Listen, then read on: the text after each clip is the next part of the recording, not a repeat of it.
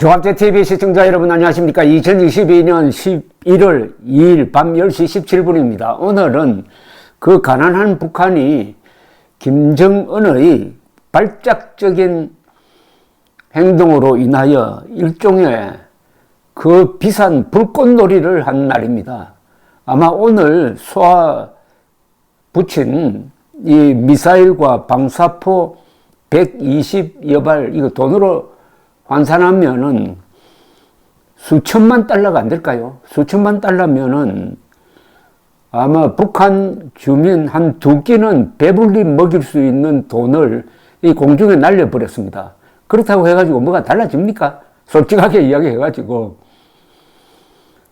독재자는 항상 관심을 끌려고 합니다. 그리고 북한 주민들은 항상 긴장 상태에서 살아야만 배고픈 것도 참고 자유가 없는데도 불구하고 동물처럼 살게 할 수 있다는 게 이 김정은의 통치 전략입니다.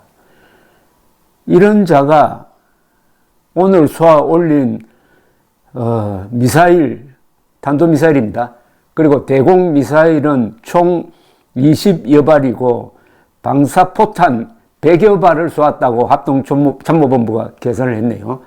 오후 4시 30분부터 오후 5시 10분까지는 북한 선덕 신포 일대에서 동해상으로, 과일 온천 일대에서는 서해상으로 지대공 미사일 등으로 추정되는 6발을 추가로 쏘았답니다. 오전 6시 51분부터 미사일을 쏘기 시작했는데 미사일만 25발을 쏘았다는 이야기입니다. 그 중에 한 발은 속초 앞바다에 떨어졌습니다. 물론 공해상이었습니다. 윤석열 대통령도 화가 나가지고 너가 쏘면 나도 쏜다 해서 F-15를 띄워가지고 NLL 북쪽 공해상으로 쏘았습니다. 미사일을. 윤석열 대통령은 화를 참지 못하고 페이스북에 글을 올렸네요.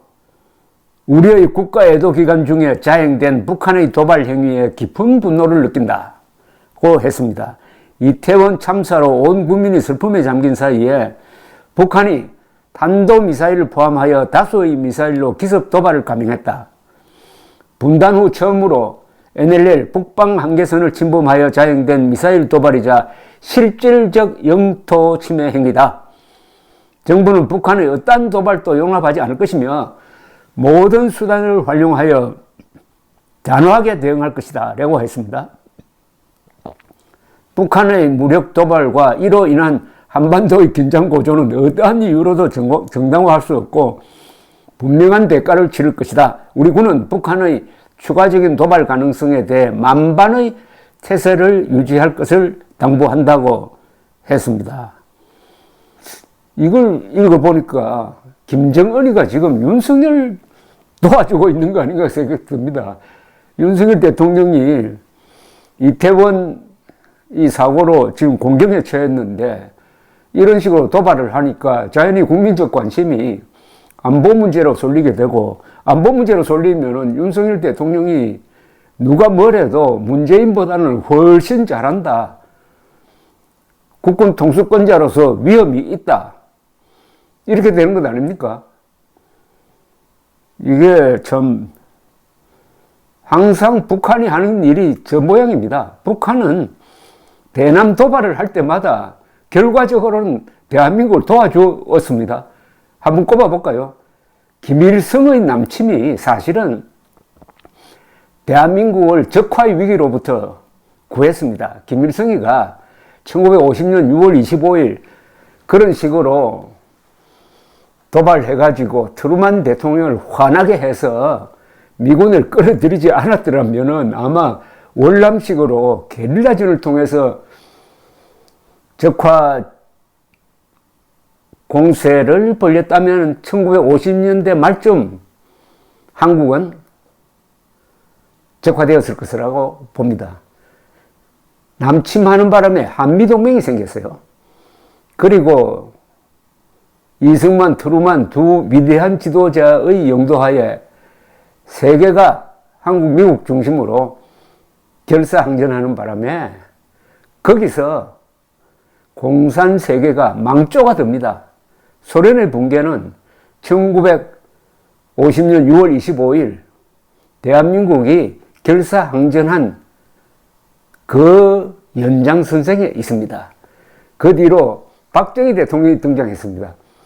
박정희 대통령을 누가 대통령으로 만들었느냐? 박정희 소장.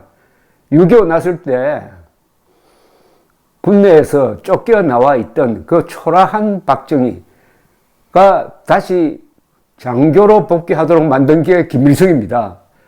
그래서 그 11년 뒤에 5.16을 통해서 정권을 잡도록 만든, 즉 박정희를 대통령으로 만든 게 김일성입니다.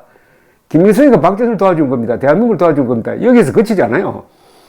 1968년 2.12 청와대 습격 사건은 박정희 대통령을 격동시켜가지고 자주국방으로 나아가게 했고, 자주국방을 하려니까 중화공업이 필요하다고 해가지고 유신을 통해서 중화공업 체제를 만들어서 오늘 대한민국이 이렇게 튼튼한 나라가 되도록 자극한 사람이 누굽니까? 그게 김일성입니다. 김일성. 지금 김정은도 저렇게 도발하고 있는데 나중에 시간이 지나면은 결국 김정은도 대한민국을 치려고 했는데 나중에 결과적으로 보니까 자멸의 길을 걸었구나. 이렇게 될 겁니다. 지금 이 세계에서 하루하루가 가장 행복한 자가 누군지 아십니까? 그게 김정은입니다. 완전히 골목대장으로서 그렇게 호화롭게 살 수가 없고 그렇게 사람들을 마음대로 부릴 수가 없습니다. 얼마나 행복합니까? 눈썹 하나 깠다 해도 부하들이 절절 길고 생살 여탈권을 마음대로 행사하지 않습니까? 독재자는 하루하루가 행복한데 저자가 행복을 갖고 있다고 해가지고 그걸 쓰면은 반드시 자신뿐만 아니라 그 가족, 자식 그리고 그 측근들까지 몽땅 이 지구상에서 사라질 것이라는 정도는 알지 않을까요? 그러면은 핵무기를 못 쓰죠. 그렇다고 해가지고 우리가 안심하고 뭐 아무것도 하지 않고 있다는 이야기 아닙니다. 미칠 수도 있습니다. 독재자는 가끔 미치기도 합니다. 푸틴이 사실 미친 것 아닙니까? 거기에 대한 대비는 하고 있어야 됩니다만은 너무 비관적으로 야, 이 큰일 났다 이렇게 할 필요는 없다 이거죠. 길게 보면은 김정은은 자멸의 길로 접어들었는데 윤석열 대통령이 그런 점에서 운이 좋다는 생각이 듭니다. 윤석열 대통령 시절에 북한이 붕괴하든지 아니면은 북한 붕괴의 결정적 문이 열리는 것 아닌가 하는 생각이 드는데 오늘 있었던 이 도발에 윤석열 대통령이 당당하게 대응하는 걸 보니까 아주 모양이 근사합니다. 국권 통수권자는 저렇게 해야 됩니다. 국권 통수권자의 위험을 보여주었습니다. 오늘 윤석열 대통령이 한 발 속초 앞바다에 떨어졌지만 우리는 정확하게 F-15를 띄워가지고 저 동쪽이니까 아마 원산 앞바다쯤 될 것 같은데 거기에 세 발을 쐈지 않습니까? 석 대를 때린 겁니다. 한 대 맞고. 국권 통수권자의 위험을 보여준 윤석열 대통령에게 오늘 박수를 보냅시다. 감사합니다.